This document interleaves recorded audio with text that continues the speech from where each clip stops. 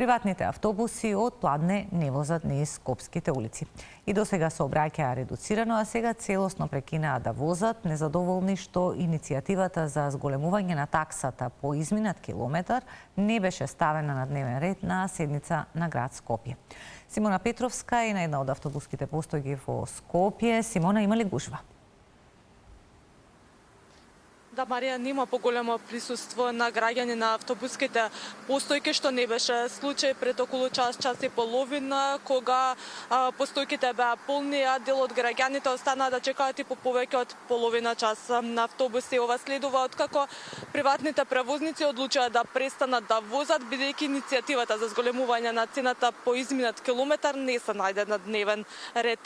Повеќе детали предлагам да погледнеме од прилогот во продолжение. Иницијативата за зголемување на цената по изминат километар не се најде на дневен ред. Приватниците одлучија да престанат да возат, а граѓаните останаа на автобуските постојки со сати да чекаат автобус.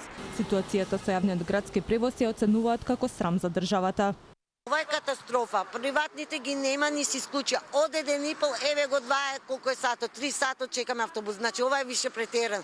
Повеќето со такси идеме и доаѓаме, така да само да чекаме. Па ги нема и државните, една државна има 19 и по сат и пол чекам. Сега ти ако брзаш за на работа, мора нели такси да фаќаш. Нешто по 12 часот приватните превозници одлучија да се исклучат од сообраќај и со нивните автобуси да се упатат кон градското собрание, каде со свирежи го изразија револтот што иницијативата не се најде на денешната седница на Советот на град Скопје. Цело лето и еве од септември навака возиме редуцирано, бидејќи немаме финансиски средства да го одржуваме возниот ред што ни е зададен од градот.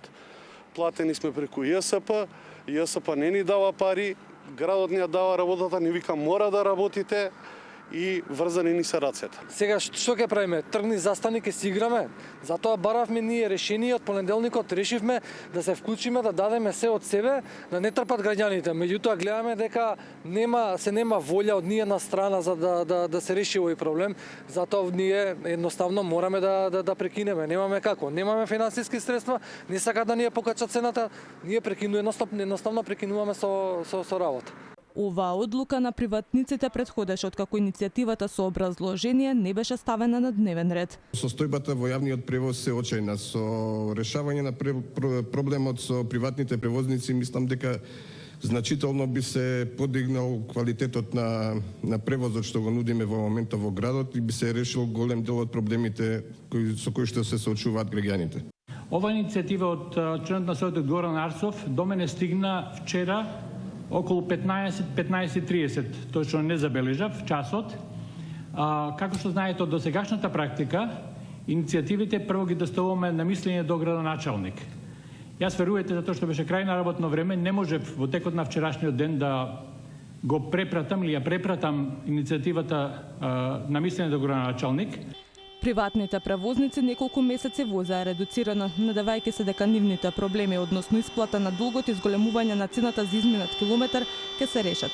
Во понеделникот одлучија целосно да се пуштат во сообраќај за да им помогнат на граѓаните. Се надеваа и дека надлежните ќе ја стават иницијативата на денешната седница. Но таа не се најде на дневен ред, а советниците не го изгласаа ниту проектот за БРТ, ниту за набавка на нови екоавтобуси. Да, пред малку добив информација дека председателот на Совет Трајко Славевски ја доставил иницијативата за зголемување на цената по изминат километар до градоначалничката Данила Арсовска, пошто Арсовска треба да ја разгледа оваа иницијатива и да даде мислење, пошто се очекува на следната седница иницијативата да биде ставена на дневен ред. Инаку во моментов на координативен состанок се и приватните превозници кои што според информации на Телма и во текот на утрешниот ден нема да се обраќаат, а за понатака дополнително ќе одлучуваат.